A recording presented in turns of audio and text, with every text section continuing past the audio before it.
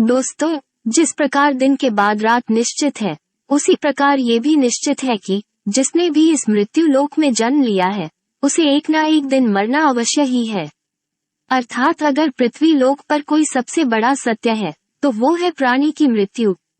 आप सभी ने देखा होगा कि हिंदू धर्म में मृत्यु के बाद शव को जलाया जाता है।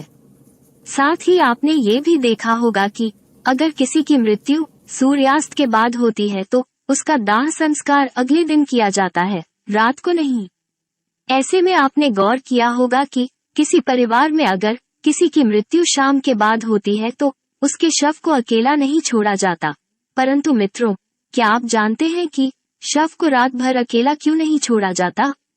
अगर नहीं तो इस वीडियो को अंत तक जरूर देखें, क्योंकि मैं आपको इसी सवाल का जवाब बताने वाली हूँ, जिसका वर्णन गरुड़ पुराण में विस्तार से किया गया है। तो चलिए अब बिना किसी देरी के गरुड़ पुराण की ये बातें जानते हैं।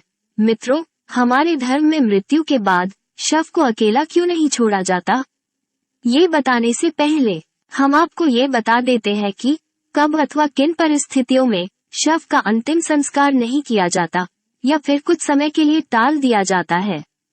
मित्रों, आपको सबसे पहले बता दूं कि हिंदू धर्म में अगर किसी की मृत्यु सूर्यास्त के बाद होती है तो उसके शव को रात भर घर पर ही रखा जाता है और अगले दिन उसका दाह संस्कार किया जाता है। इसके अलावा अगर किसी की मृत्यु पंचक समय में होती है तो उसके शव को भी कुछ समय के लिए घर पर रखा जाता है और जब पंचक काल समाप्त होता है उसके बाद ही उसका दाह संस्कार किया जाता है, क्योंकि गरुड़ पुराण में बताया गया है कि अगर सूर्यास्त के बाद अथवा पंचक समय में किसी मृत शरीर का दाह संस्कार किया जाए तो उसे मोक्ष की प्राप्ति नहीं होती। इसीलिए अगर रात में मृत्यु हो जाए तो ऐसी स्थिति में लाश को लेकर शमशान घाट नहीं जाते और लाश को घर पर ही रखा जाता है। सुबह होने का इंतजार किया जाता है। ऐसे में मृत शरीर को एक भी पल के लिए अकेला नहीं छोड़ा जाता और कोई न कोई व्यक्ति हमेशा रखवाली के लिए मौजूद रहता है। मृत शरीर को अकेला नहीं छोड़ने का सबसे बड़ा कारण है कि अगर शव को अकेला छोड़ दिया जाए तो हो सकता है कि कुत्ते, बिल्ली जैसे जानवर उसे नोच खाए और गरुड़ पुराण की माने तो ऐसे में मृत आत्मा को भी यमलोक के मार्ग में ऐसे ही यातनाएं सहनी पड़ती है।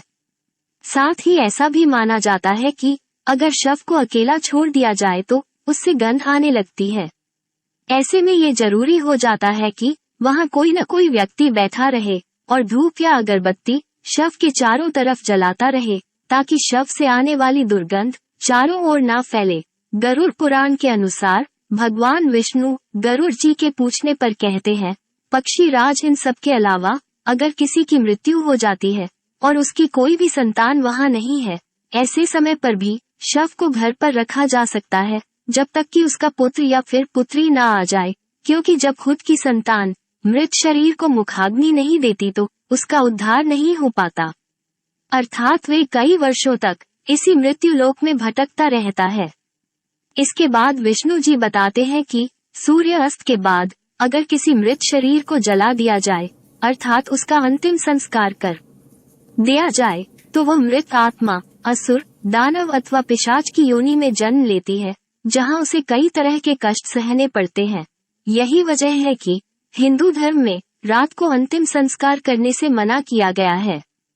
आगे विष्णु जी बताते हैं कि रात में मृत शरीर को अकेला छोड़ दिया जाए तो उसके शरीर के आसपास भटक रही दुरात्माएं भी उस शरीर में प्रवेश कर जाती है, जिससे मृतक के साथ साथ उसके परिजनों को भी कई तरह के कष्ट भोगने पड़ते हैं। साथ ही ये भी बताते हैं कि शव को अकेला इसलिए भी नहीं छोड़ा जाता क्योंकि मरे हुए आदमी की आत्मा वहीं पर भटकती रहती है और अपने परिजनों को देखती रहती है। कहा जाता है कि इंसान की मौत के बाद शरीर आत्मा से खाली हो जाता है और इसी वजह से उस मृत शरीर में कोई बुरी आत्मा का साया अपना अधिकार जमा सकता है। और यही वजह है दोस्तों कि रात में शव को अकेले नहीं छोड़ा जाता और कोई ना कोई इसकी रखवाली करता रहता है। मित्रों, आप इसके बारे में क्या सोचते हैं? नीचे कमेंट्स में हमें जरूर बताएं। साथ ही अगर आपको गरुड़ पुराण की ये बातें पसंद आई हो तो इसे ज्यादा से ज्यादा लाइक और शेयर करें।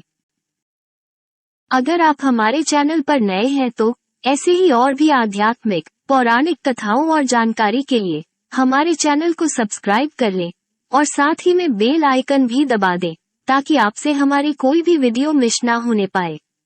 फिलहाल आज के इस वीडियो में इतना ही। धन्यवाद।